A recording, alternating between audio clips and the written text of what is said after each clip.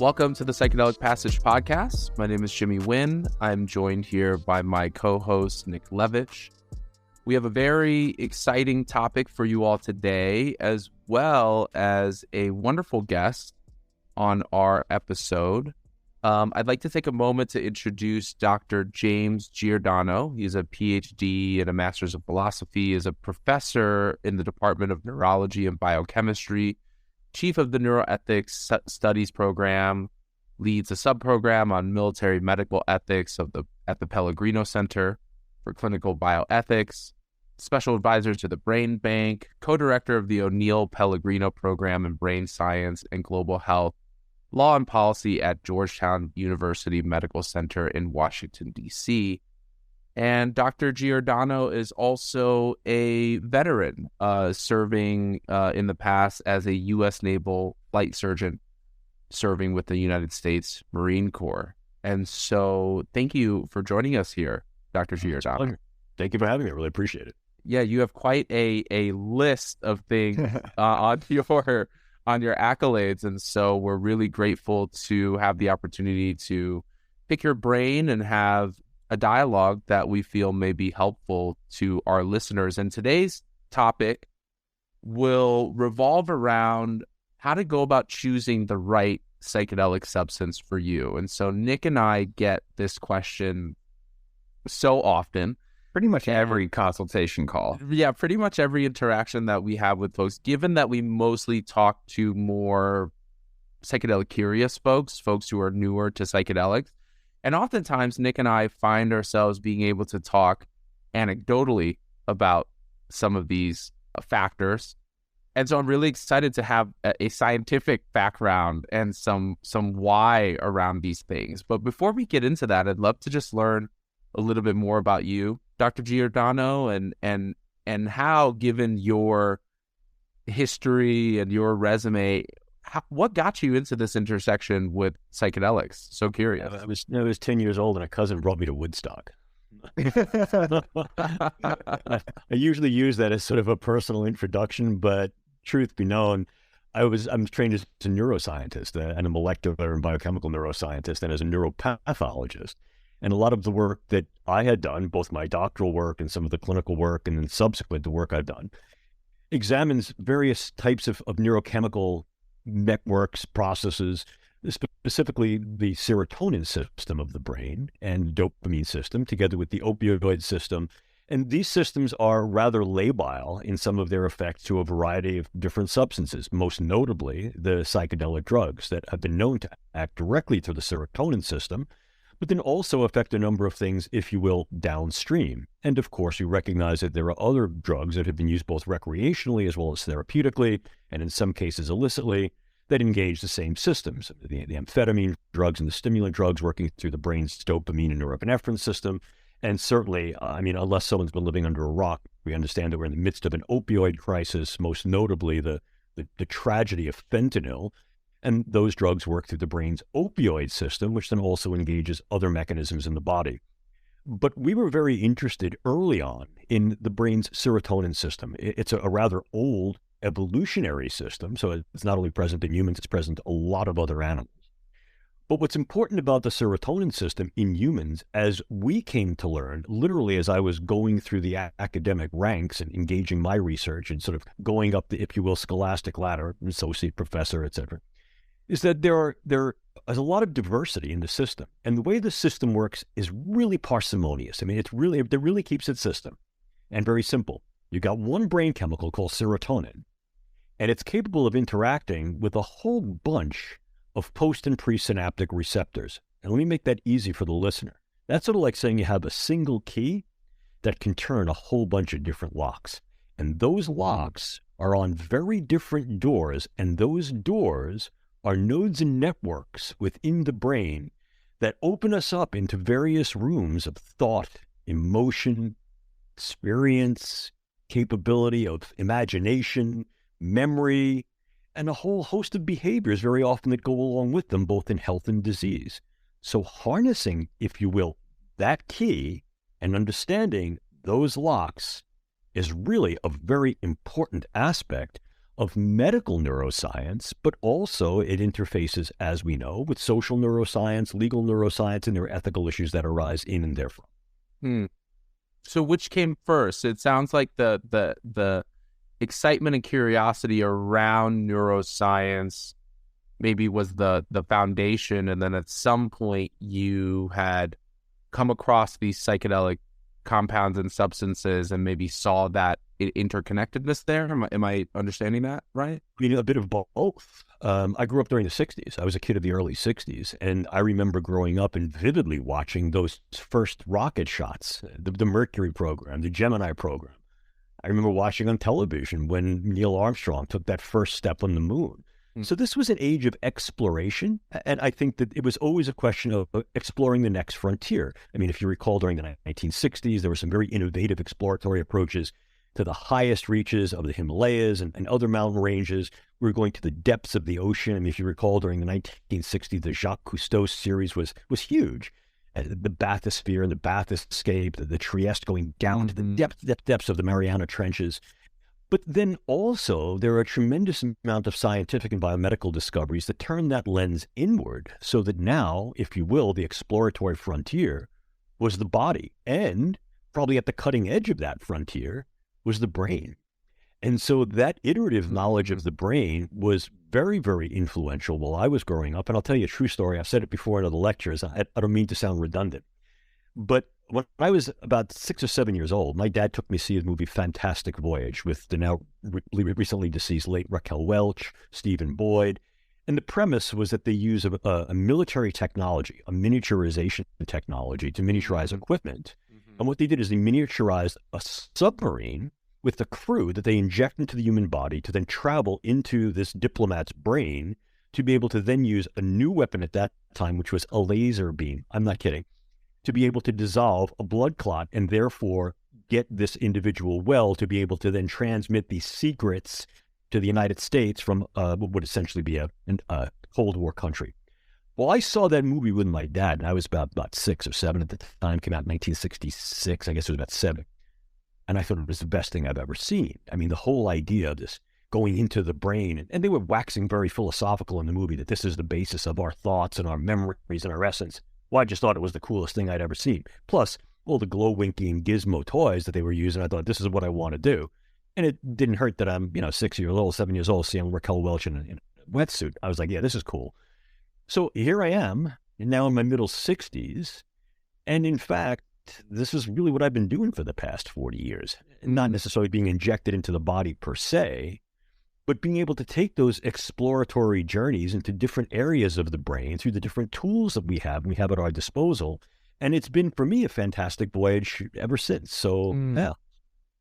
Except you didn't need a miniaturized submarine. It turns out there's some naturally occurring medicine, substances, fungi out there that are essentially doing the same thing. And I really appreciate what you said about the era of the 60s being this sentiment on how far can the human go? Like how far can human potential go?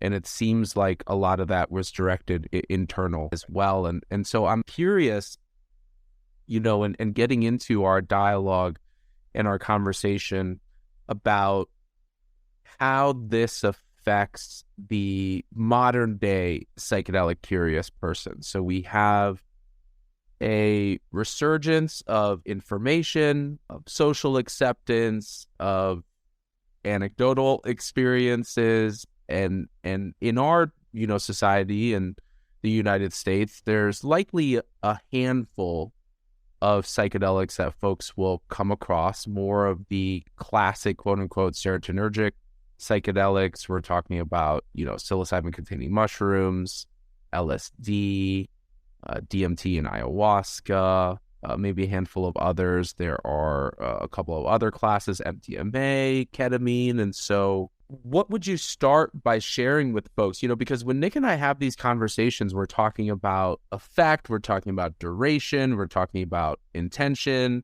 We can't get too far into mechanism of action. So can you give the audience a little bit of a primer on what you would share with folks when they're trying to determine what the right psychedelic substance is for them?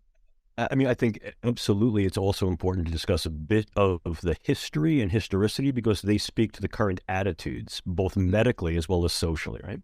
I mean, as you recall, many of these drugs began, if you will, their trip, no pun intended, well, maybe a little one, as potentially therapeutic agents. I mean, many of them had been developed because they had the potential to be able to alter cognition and emotion and behavior with at least an eye towards some tangible therapeutic application or benefit, number one.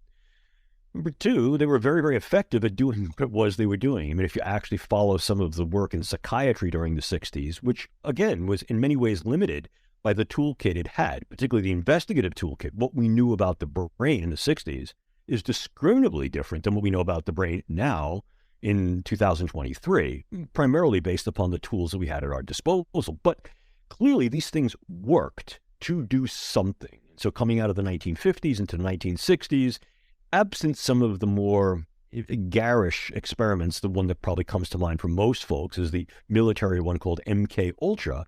But here too, the goal was, look, these are very effective drugs.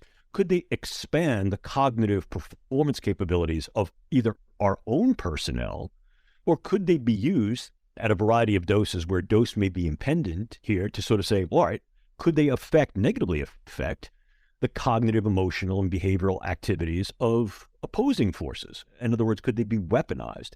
And that idea still comes up from time to time. But I think what happened is that the relative success of the outcomes gained with these drugs, in that they did produce literally psychedelicis, in other words, the ability to be somewhat mind expanding, changing patterns of cognition, changing existing patterns of emotionality and various aspects of emotional fixature, etc. And then in some cases, the resultant behaviors that went along with that, both acutely and then more durably. Well, like anything else, the cat gets out of the bag. And if you follow some of the literature of LSD particularly, and look at some of those early experimental trials, for example, with Dr. Leary, the success of those investigations and experiments was such that things get out there. And then at that point, they became socially used and then perhaps misused. And then what tended to happen during the late 60s and early 70s is there was a conflation, a social, legal, and therefore at least publicly ethical conflation, that all of these things represented heinous drugs of abuse. Well, let's face it. One of the more destructive drugs on the market is acetaminophen, Tylenol. You can overdose on that like that. And if you're susceptible to any kind of liver dysfunction, you're sort of walking a thin line. So it's not necessarily that the drug is dangerous or not, but it has to do with dose, understood mechanisms, patterns of use, and is it being gatekept effectively?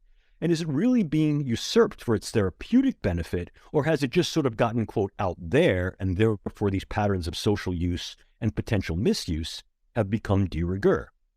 So here we are in 2023. Let's look back on the 60s and 70s as some of the strictures, the legal strictures and social strictures of the 70s. Come through the 80s, the 90s, we had here in the United States a congressionally declared decade of the brain. Fast forward, for example, to more recently, the BRAIN Initiative, Brain Research to Advancing Innovative Neurotechnologies, launched by former President Barack Obama in 2013, that spent a lot of government money developing tools and technologies to be able to assess the brain so as to more accurately access and effectively affect the brain in those ways that were therapeutic on one hand, but that were also enabling on another, occupationally, lifestyle purposes, and to just get a better understanding of what constitutes brain health, inclusive of preventive brain health. So now we revisit the psychedelics in that light of new science, with new tools, better understanding both of the brain and a far more granular approach to the way these drugs can be used, which then affords us insights to how perhaps they should be used. And so how do these new tools and this new understanding of the brain, how do they intersect with psychedelics? Like, what has been the backbone of your work as it relates to the brain and psychedelics? I think there've really been three. Certainly coming out of the early 90s and in through the 90s, we have the Human Genome Project. And part of the mission of the Human Genome Project was to help to define and in that way establish what might be our neuropsychogenome. In other words, what genes were at least contributory, if not directly responsible, for those structures that ultimately had functions in our neurological and cognitive capabilities and our psychological capabilities. And also, what genes were responsible for the development, execution, activity, and patterns of activity, as well as susceptibility of these various neurochemical systems in the brain, inclusive of the brain's serotonin system, functioning not only in health, but also in disease and injury patterns, as well getting some understanding how various substances, both potentially therapeutic substances and others, interact with individuals based upon their genetics and based upon the physiological expression of their genetics called their bodily phenotype. What that really led to is the idea of personalized precision medicine. But personalized precision medicine, I think, is a very important facet of a larger lens that seeks to understand that the more we know about the structure and function of the body, the more we're able to assess when things are going right, when things not only are going wrong, but they may have some bias or predisposition for going wrong under a variety of different environmental conditions, and what things work on what people at what time for what reasons. So the idea is dialing in that level of precision. So we're not taking the buckshot approach, but now we're taking a much more stringent sharp shot approach. So that's a very, very different orientation to understanding how brains work, literally from the genes up. That's number one. Number two is the idea of being able to create far more selective compounds. Now here we're looking at various areas of bioengineering, and we may be able to use much more selective compounds, number one, and certainly lower doses, if we can develop pharmaceutical preparations that get these compounds into the brain more effectively and don't necessarily distribute their effects more widely in the brain and the body, but once again, seek that sharp shot. So here we're looking at the technologies. Yeah, I think this is like, I hear this around a lot of the pharmacological experiments to try to, let's say, like shorten the duration of an LSD experience, or maybe create psilocybin analogs that are more visually laden, or maybe have a 2 to 3 hour arc of duration, or even try to affect some of the common after effects or during effects, such as like nausea or headache or some of those things. Is that related to what you're talking about around this bioengineering? So if you think of the fact that any drug will produce sort of a menu of effects, well, there are certain things on the menu you want, and there'll be certain things on the menu you don't want. And if you know the structures and processes that are involved in those things you want and you don't, you can augment certain things you want, and you can mitigate certain things you don't. Well, to some extent, we have that capability. The other issue then becomes, well, okay, we now also have synthetic biology, and we have gene editing. So for those things that are plant derivatives, could we literally make these things brand new or modify existing substances that come from fungi, most notably, for example, psilocybin, but also certain plant derivatives that we know are important to the activity of a hybrid mixture like ayahuasca, so as to literally create a cocktail that maximizes the effect, optimizes its beneficial and or what individuals would feel enjoyable or literally mind-expanding capabilities, and minimize the potential and reality of those side effects that individuals find burdensome or in some cases risky or harmful. The last point, the last technology, and this is huge, is that there was a revolution in and around the middle 80s that allowed us to essentially peer into the living brain, utilizing ever more and iteratively increasingly sophisticated and capable types of brain imaging.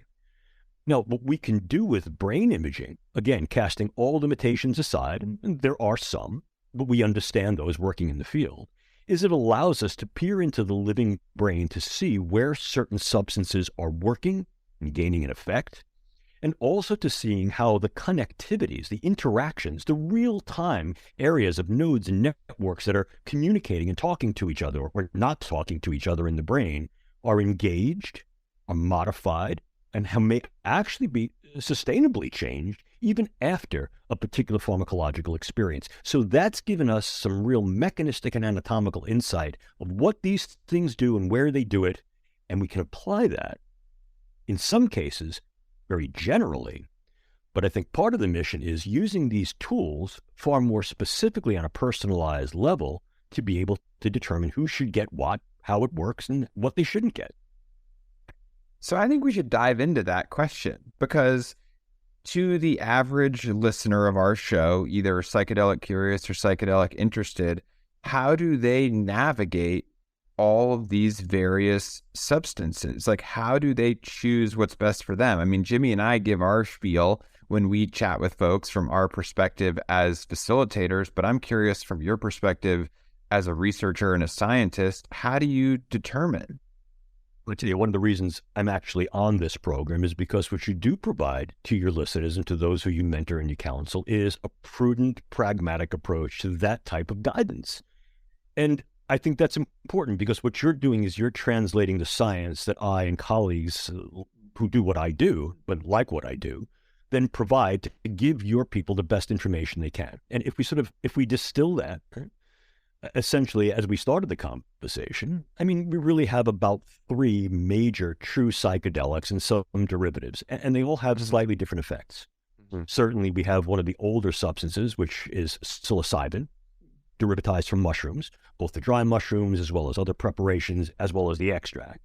We have lysergic acid diethylamide, LSD, and we have dimethyltryptamine, most characteristically as part of an ayahuasca preparation that's multi-componential. Let's just take a look at those 3 first, and then let's take a look at some of the others. And there are really only 2 that we really want to deal with here, which is the methylated amphetamines, methylene oxy, methamphetamine, ecstasy, or other preparations, Molly, and ketamine, which is a completely different animal, but we'll leave that for a little later. And what about mescaline? Do you guys look at that at all?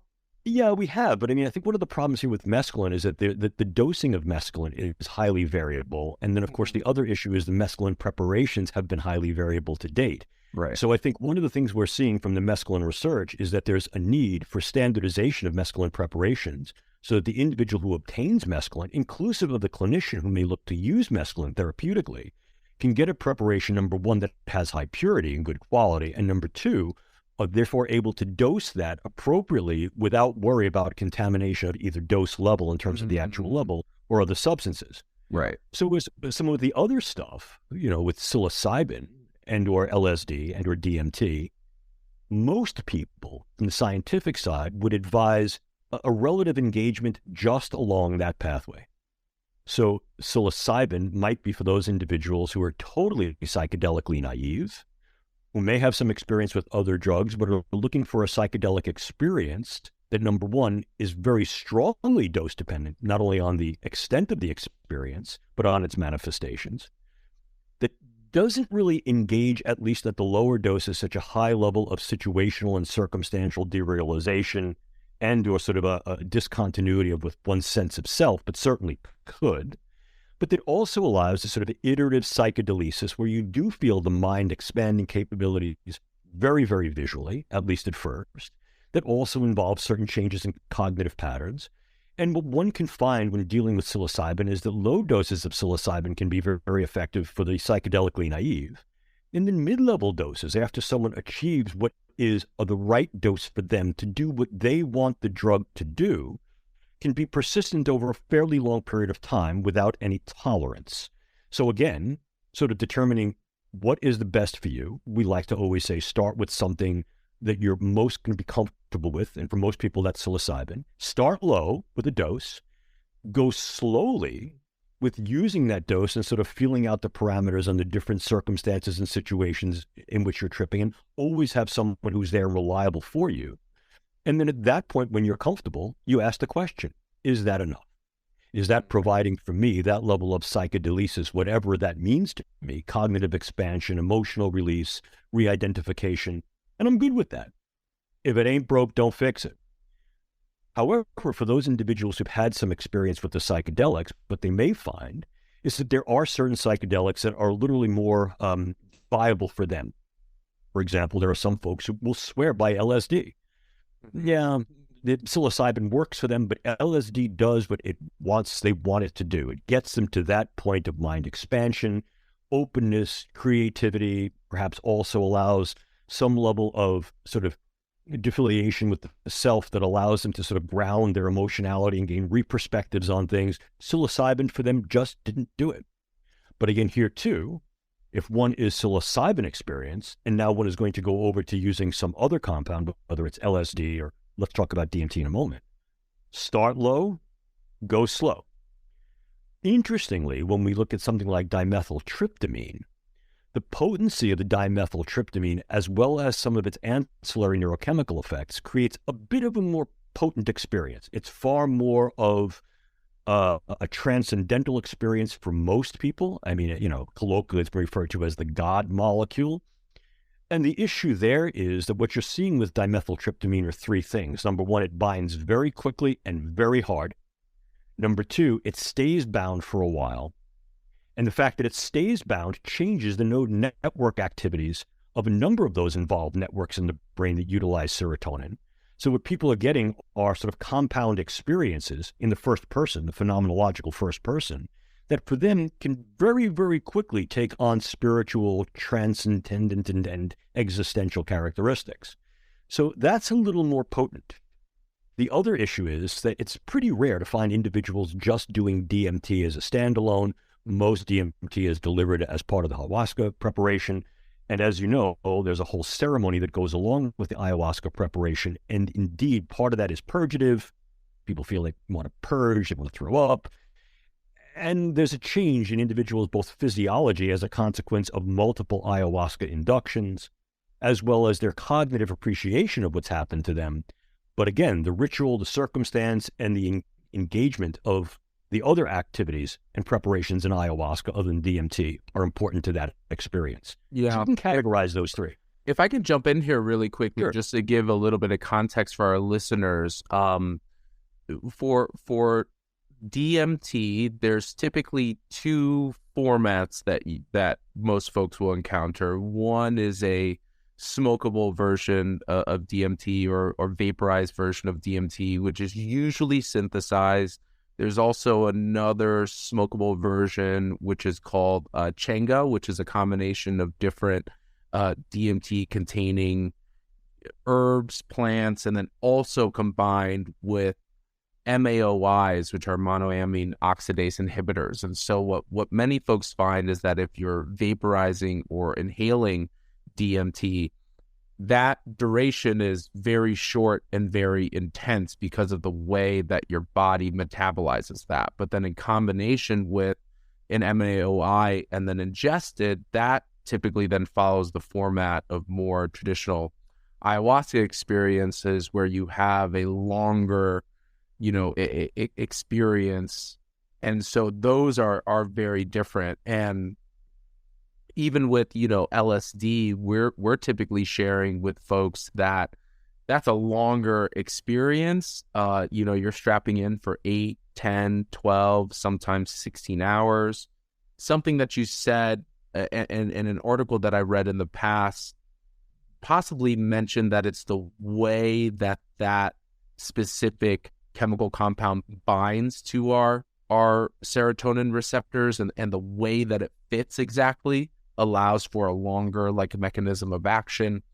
And I think it's really interesting what you said between psilocybin and those other two, because very practically, not scientifically related, is it's about how you receive the medicine and you receive the compounds. So psilocybin just happens to be one of those psychedelic medicines that proliferates quite easily in your local area. And so it's one of the few places where you can get the direct medicine as opposed to LSD, where maybe it's in a vial, maybe it's sprayed onto blotter paper. With DMT, also hard to gauge dosage. And so I'm just sensing that there's both the neurological functioning that you're talking about here, then also in practicality on how you receive it and your dosage and how you're intaking these medicines as well. They're one and the same. So if we take a look at any drug, any substance, there are really two things we have to consider when we're looking at how the way it's going to work at the body. Number one, it's called its pharmacokinetics. How does it get around to where it's got to go? So if you're smoking something, you're rapidly taking in through the mucous membranes and characteristically getting very rapid penetration into the circulatory system that delivers it directly to the brain very quickly. Very often what you're going to then get is a very strong, we call a pharmacodynamic effect. It gets where it's got to go. It hits its target keys, so to speak. Key goes in lock, turns that lock. But what you're seeing is very often the dosing of the way you would take that in is relatively short. And it comes, you're not really huffing on this and huffing on this. So what you're getting is a rapid dose very, very quickly into where it's got to go. You get a spike effect, and characteristically, you're going to come down as that then wears off pharmacologically. In other words, it dissociates with its, if you will, that key comes out of the lock, things fall back to normal. Once you start to ingest something, what happens then is now it takes a little bit longer to get where it has to go. But characteristically, you're going to be absorbing it over a longer period of time as it goes to that area of your GI tract that absorbs it. And then once it gets into that compartment, you're getting it not only initially, but you're getting it throughout this full time period of its absorption, its distribution, and its use. That's going to last longer. This is what happens with things like LSD, or if you take things by mouth, like DMT by mouth. The other issue is in the preparations of DMT that do include a monoamine oxidase inhibitor, what you're getting is a double whammy.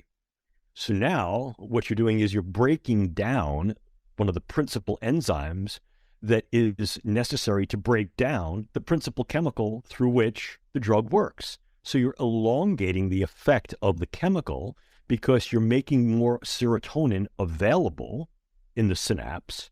You're also making more dopamine and norepinephrine available, which then downstream augment this effect. Now, there are some caveats that go along with that. I mean, obviously, one of the things you see with the monoamine oxidase inhibitors is those drugs have also been used psychotherapeutically. And one of the risks of using monoamine oxidase inhibitors is that it works not only on the brain's monoamine oxidase, but also on monoamine oxidase wherever it's found in the body. And this can lead to a whole bunch of problems with blood pressure, the possibility of cardiac and cardiovascular effects. It might be pretty robust and burdensome. And you're also looking for interactive effects. So we know some individuals, for example, are very sensitive to monoamines when they're taken, monoamine oxidase inhibitors, when they're taken with cheese products, pickled foods, dried meats, pickled meats, smoked meats. Yeah, the presence of tyramine, I believe. I'm sorry? The presence of tyramine, I believe. Correct. So that's what's called is a tyramine, characteristically a hypertensive crisis, because what then happens is your body metabolizes tyramine the way it would perhaps other forms of viable precursors, and those precursors then feed into that system and blow your neurochemistry. So we have to be somewhat cautious with that. One of the interesting parts of LSD is, as you mentioned, LSD fits into that lock very tightly. And once it's in there, it hangs out. So what we see is that it's not only rapid binding to serotonin receptors, but it's rapid tight binding to those receptors that turns that lock, opens that lock, and then stays in there for a while. So that's going to be a fairly elongated trip, as you say, which can last anywhere from 8 to 20, 25, 30 hours, depending both on dose and susceptibility of the individual. I've approached those hours before. So. Same. That's the reason where candidly we give like a warning label associated with folks who are seeking LSD experiences. It's like, this can be a really powerful experience. Don't get me wrong, I've had my fair share personally, but there's a lot of times where you get to hour 8, hour 10, hour 12, and you're like ready for it to be done, and there is no off button, and it's so person and dose and situation dependent. And that's one of the challenges I think with LSD that not many people talk about is when you have a tab or a piece of blotter paper or gel tab, whatever it is, you don't know the density with which that was laid. And so you can test to make sure that it's LSD, but determining dosage is actually really, really challenging. There's a number of factors. I mean, how you're taking it in, are you taking it sublingually, are you actually swallowing it? How much is actually there? Do you know what you're getting? And then it's also very, what we call ecologically dependent. What's going on in your body that's going to predispose the way that drug is distributed and bound? And then what's going on in the actual environment, the trip environment? And so what a number of people find is, they get to like hour 8 or 9 and think, this is good, I'm coming down, only to then get a re-trip occurrence around hour 12 or hour 13, not necessarily as a flashback, because what's happening is the kinetics or the dynamics of the drug are altered in that person. So you essentially get a rebound effect, which can then be problematic for some folks. Right, we're still in that lock. Yeah. Yeah. In other words, they think they're down, but Well, and often that's worse. Often that's worse is thinking you're done and then Right. finding out you're not because you've like crossed the finish line in your mind, only you're not actually there. Yeah. I love this, by the way, because one of the nicknames that I have for our podcast is the It Depends podcast. And what I'm hearing is that not only is there the what you call the pharmacokinetics and the pharmacodynamics around these, medicines and substances, their mechanism of action, but then it's also your own physiology, your own body chemistry, your own neurochemistry. And so it depends. And so one of the takeaways that I hear from you is you got to know how the locks and doors in your own system somewhat operate. And it seems like one of the really only viable ways to do that is this low and slow experimenting, testing at low dosages, just to get some parameters on how these medicines work with your body. I guess a couple of adages that I think go a long way, and I'll give you actually three. First is the saying we throw around frequently in the brain sciences, which is see one brain, see one brain. Brains have a lot of things structurally in common, but as I said earlier, the devils and the deities lie in the details. If we think about the fact that brain cells that fire together tend to wire together, and I'm being metaphorical, what happens is that individuals develop node and network patterns that are just that, they're individual. And of course, although the generalized function is going to be pretty much ubiquitous, universal, it's the specifics, and those are specifics that are very susceptible to these types of drugs, right? Point number one. Point number two, it's the oldest adage of wisdom from antiquity. Know thyself and know thy limits. It was the inscription on the pillars of Delphi. Know thyself. What are you looking to do with these drugs? Know your limits. Have you taken them before? What effects have you had before? Have you not taken them before? And given that, what are your limits in terms of experience, and what things might you need to have on board to stay safe environmentally?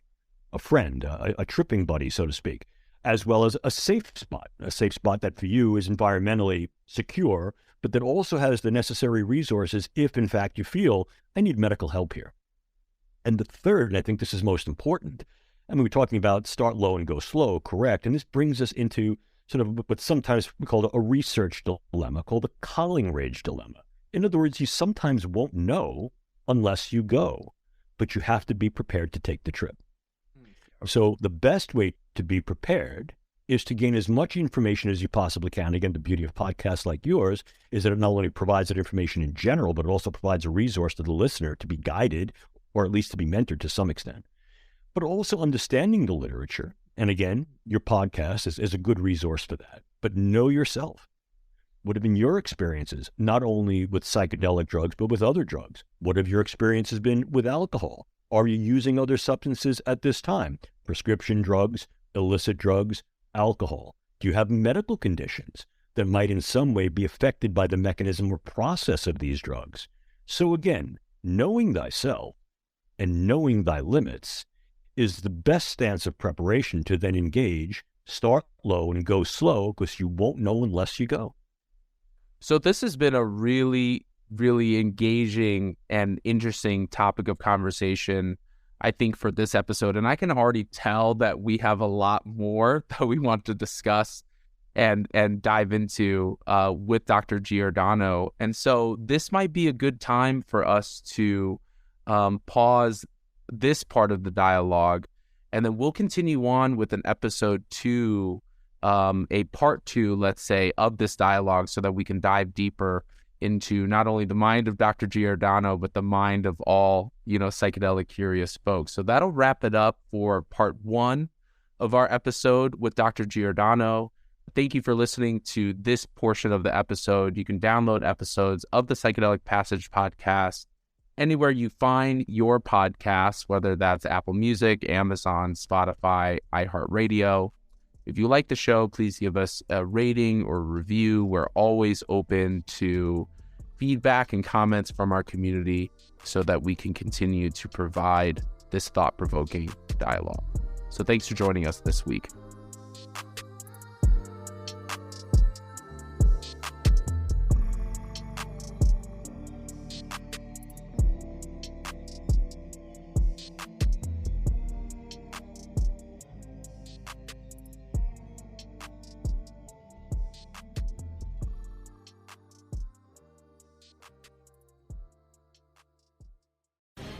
The opinions expressed on this CannabisRadio.com program are those of the guests and hosts and do not necessarily reflect those of the staff and management of CannabisRadio.com. Any rebroadcast, republication, or retransmission of this program without proper consent is prohibited.